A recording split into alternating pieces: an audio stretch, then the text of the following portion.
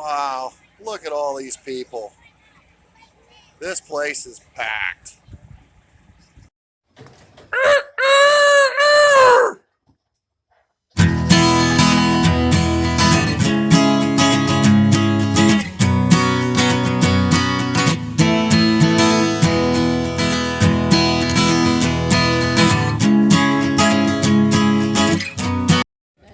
Good. You're jamming. Morning, Doug. Morning, sir. Hey, Right, let's do it. Hey, what time did you get up this morning, Doug?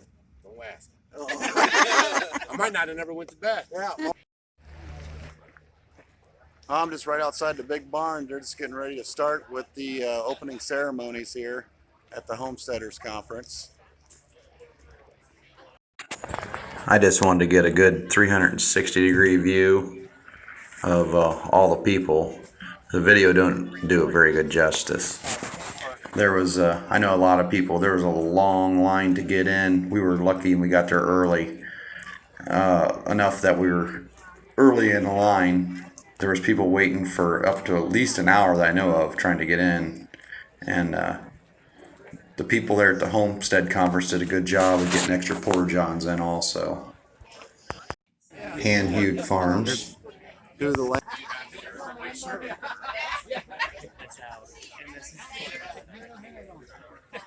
There's Jason.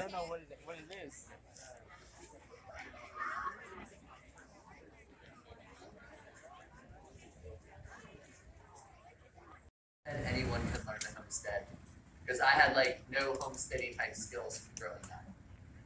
So weeds, there's really two major groups of weeds that we need to talk about. And those are annual weeds and those are perennial weeds. Everybody understand the difference? Anybody not understand the difference between annuals and perennials? And the reason you really need to make this division is how you tackle them is very different. Well, we're back to the hotel, and thoughts of the first day of the conference are pretty much, in one word, is inspirational. It really makes a big difference being around like-minded people. There was a lot of conversations in the lines. There was long lines getting in, long lines to the restroom, but that made a lot of people talk that normally want to talk to each other. And there's a lot of stories shared about meat birds and having bad experiences, and that makes me laugh because we're not the only ones that have bad experiences with meat birds. And it's nice to hear that other people have the same problems that you do. And now that we've worked through those problems, I want to tell those people, don't give up, keep trying, because sooner or later you're going to figure out what works for you. We've been thinking about doing meat rabbits on our homestead, and I always like to do a lot of research and investigation before I jump into anything. And we talked to Jeremy at Independence Acres, and if you have time, go to his channel if you want to know anything about meat rabbits. It's Independence Acres on YouTube, and I bought knives from him 2 years ago, and I still use them. I think they're one of the best knives. They're cheap, they work. Thanks, Jeremy. I also bought one of his gambrels that he hangs up for his meat rabbits to try that out. And he was very nice to meet. He's very inspirational, and he wants to help you and teach.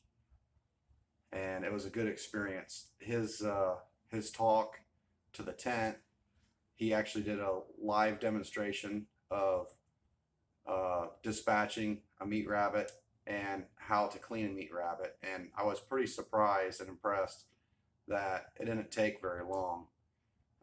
Actually, I see the advantage about meat rabbits is with Cornish crosses, you would set up your scalder, your plucker, your cutting table, and then you want to have an area where you're putting the chickens in and having them ready to go.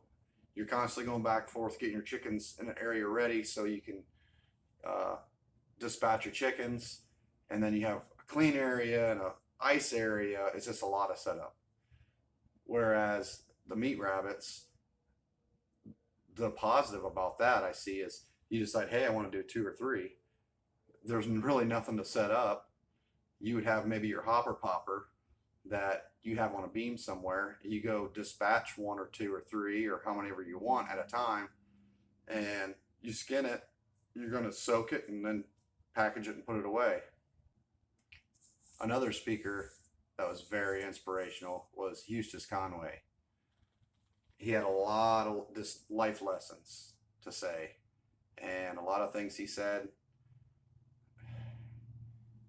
they struck right to the heart of a lot of people in there with what a lot of people are going through, whether it's with what's going on in this country or what's right and what's wrong, and how as a society we're getting further and further away from where we came from.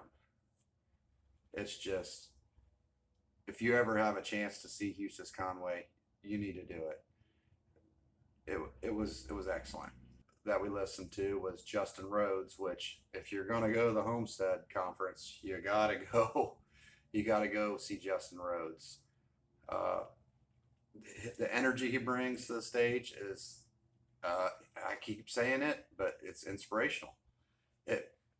Sometimes when you're homesteading, after you're doing it for a while, you feel like you're out on an island alone by yourself. And there's bad days. There's a lot of bad days. There's a lot of problems. There's a lot of things you got to figure out, think through. And I'll tell you what, when you come to a homestead conference, or if you can find anybody, if you can't come to a homestead conference, when you watch the vlogs, or if you know someone in your area that maybe they only do a garden or meat rabbits, and you find yourself enjoying yourself just talking to them, then do it. That's the best way to keep yourself motivated and refreshed and keep on moving on. And you got to keep coming up with better, newer ideas, and be willing to flex, like Justin says. And you run into one problem, try to work around it.